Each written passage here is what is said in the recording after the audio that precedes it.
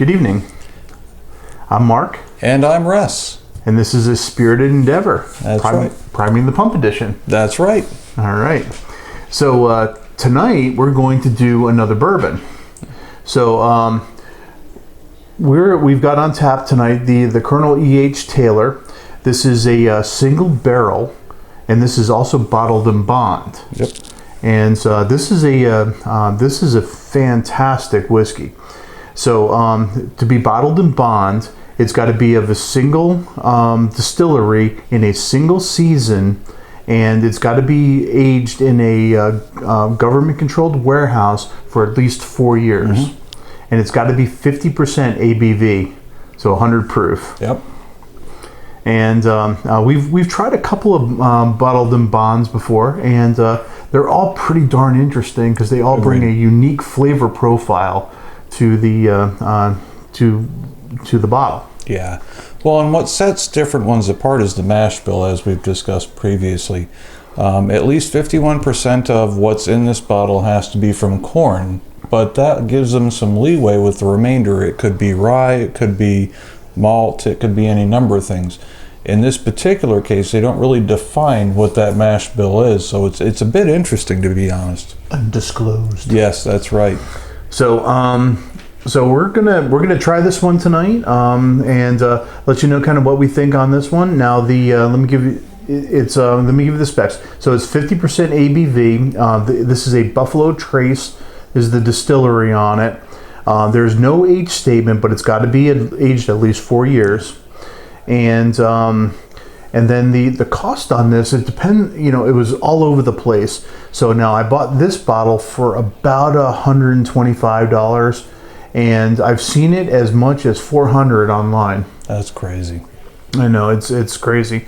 The online retailers are certainly pricier than the locals. Yeah, no, I could see that. Yeah, it's funny because I had to get into a raffle in order to get a ticket to be able to buy this whiskey. Yeah, well, it's a fairly uncommon one in this area, so getting your hands on it in the first place is pretty unique. But definitely check with your local retailer because this is an interesting one. It's worth looking at, for sure. Okay.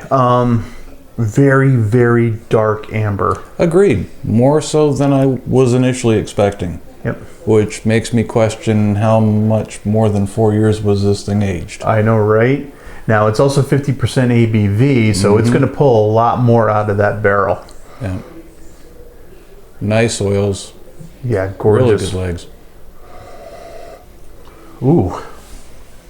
Now, that is really, really delicious. That smells really delicious. Okay, so I can't, other bourbons I've smelled before. They have a kind of a corn aspect to that, right? And I'm not getting it here. I'm not either. You can tell it's 50% ABV by the alcohol vapors on the nose. Not unpleasant by any stretch of the imagination, but definitely present. But yeah, I'm not getting that corn forward smell that I'm used to on certain bourbons. Right. Now I'm getting the vanilla, I'm getting caramel in that. It's got some floral notes to it that I would associate with a rye. Yeah, I would agree with that. Oh, man, that smells good. Mm-hmm.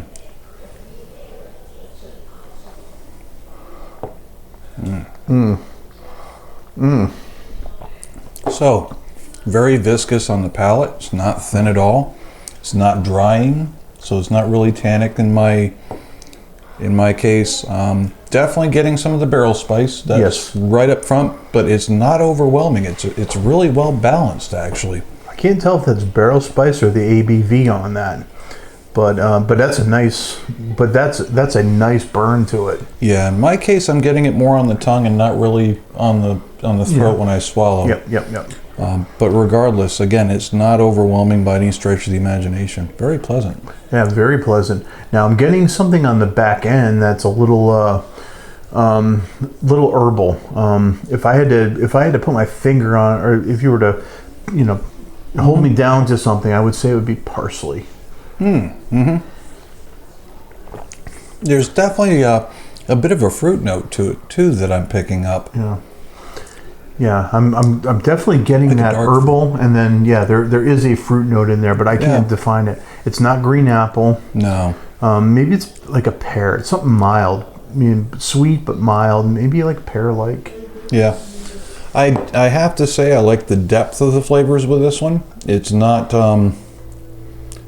the flavors aren't kind of wispy and light. They're very present. They're very pleasant as well, which is fortunate.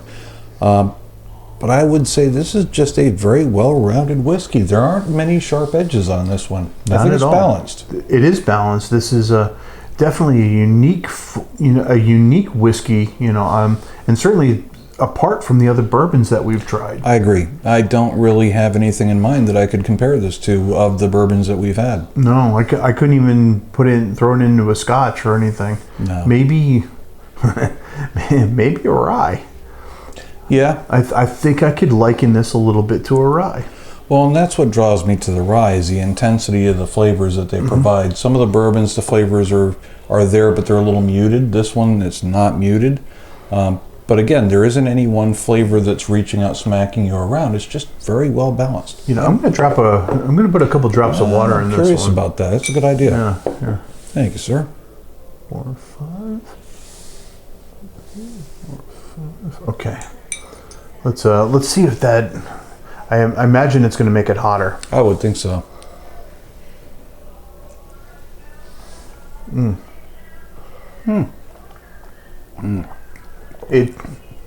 Oh yeah.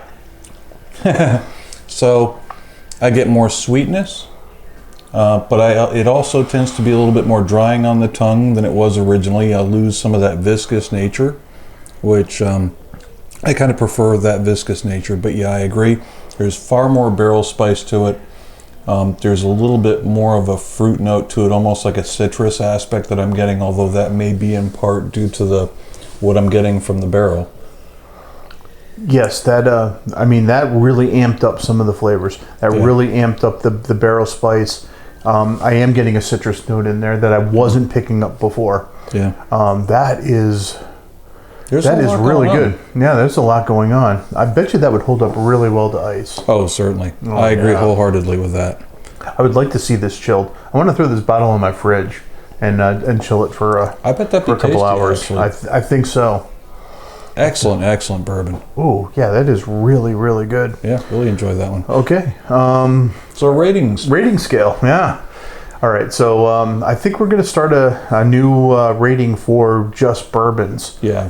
Because they're so different from scotches. Agreed. And the flavor, the complexities and everything in it seem to be a narrower band, and the flavors in bourbons can be more intense. Agreed. Especially that barrel impact is generally going to be more in a bourbon than it is in a scotch, because scotch is using used barrels more often than not. So they are a bit of a different animal. So comparing the two, I agree. I don't think that's terribly fair. I would say comparing this to other bourbons we've tried makes perfect sense. I think so. And what are your thoughts? In this case, I'm going to go with a 4. I'm with you. I might make it a 4.5. I could see that.